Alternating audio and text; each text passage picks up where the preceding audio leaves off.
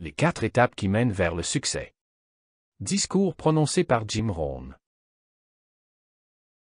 Permettez-moi de vous transmettre ces 4 étapes simples vers le succès. La première étape est avoir de bonnes idées. Soyez un collectionneur de bonnes idées.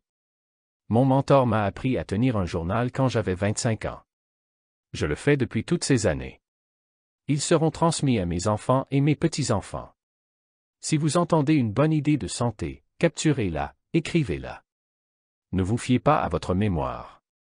Puis, par une froide soirée d'hiver, relisez votre journal, les idées qui ont changé votre vie, les idées qui ont sauvé votre mariage, les idées qui vous ont sauvé de la faillite, les idées qui vous ont aidé à réussir, les idées qui vous ont fait gagner des millions. Quelle bonne critique! Revenant sur la collection d'idées que vous avez recueillies au fil des ans. Soyez donc un collecteur de bonnes idées pour votre entreprise, pour vos relations, pour votre avenir. La prochaine étape vers le succès est d'avoir de bons plans. Un bon plan pour la journée, un bon plan pour l'avenir, un bon plan santé, un bon plan pour votre couple. Construire quoi que ce soit, c'est comme construire une maison, vous devez avoir un plan. Maintenant, voici une bonne question de gestion du temps. Quand commencer la journée? Réponse, dès que vous l'avez terminée. C'est comme construire une maison, construire une vie.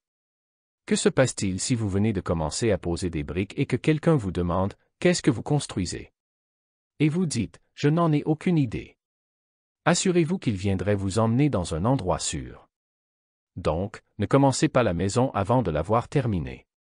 Maintenant, est-il possible de finir la maison avant de la commencer?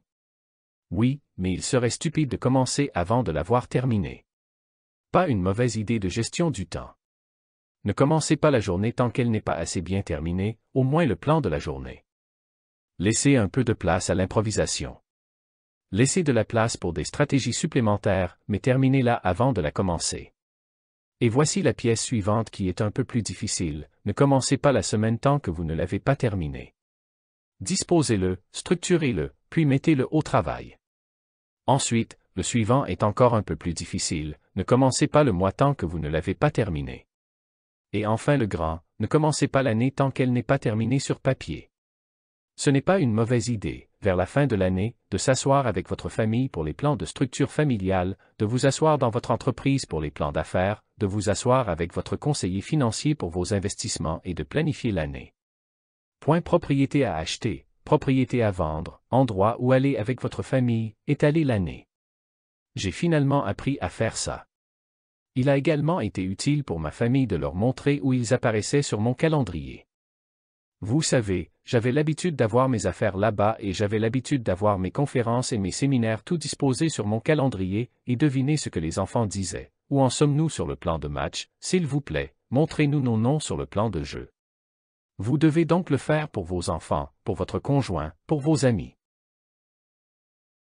Maintenant, voici la troisième étape vers le succès. Et cela peut être vraiment difficile. Apprendre à gérer le temps qui passe. Il faut du temps pour construire une carrière, il faut du temps pour apporter des changements, alors donnez du temps à votre projet, donnez du temps à vos gens. Si vous travaillez avec des gens, donnez-leur le temps d'apprendre, de grandir, de changer, de se développer, de produire. Et voici le grand, donnez-vous du temps. Il faut du temps pour maîtriser quelque chose de nouveau. Il faut du temps pour apporter des changements et des raffinements dans la philosophie ainsi que dans l'activité.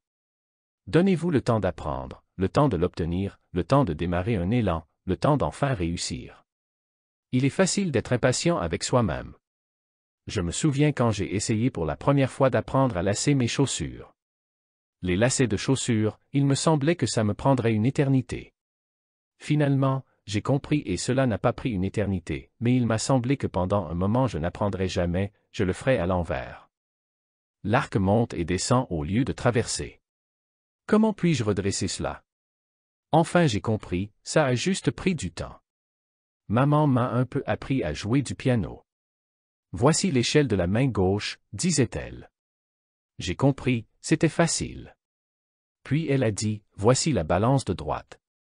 J'ai compris, c'était facile. Maintenant, elle a dit, nous allons jouer les deux mains en même temps. J'ai dit, eh bien, comment pouvez-vous faire cela? Maintenant, un à la fois, c'était facile.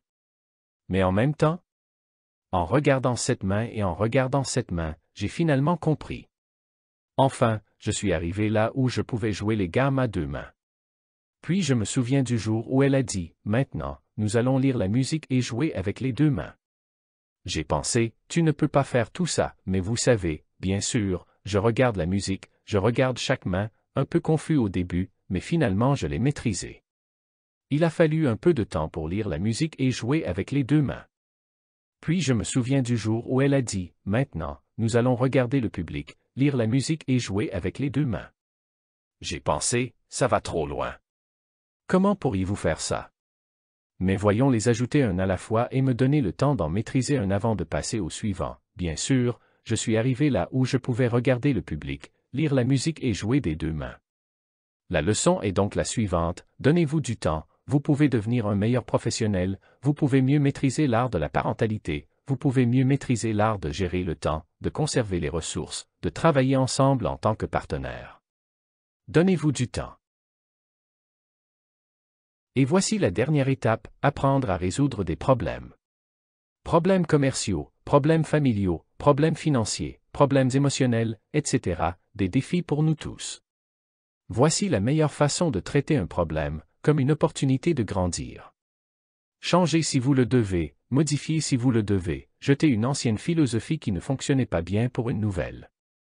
La meilleure phrase que mon mentor m'ait jamais donnée, c'est quand il a dit, « Monsieur Rohn, si vous changez, tout changera pour vous. » Wow, j'ai pris cela à cœur, et bien sûr, plus je changeais, plus tout changeait pour moi. Alors apprenez à maîtriser les bonnes idées, à avoir de bons plans, à gérer le temps qui passe et à résoudre les problèmes, et vous serez sur la bonne voie vers plus de succès que vous ne pourriez l'imaginer.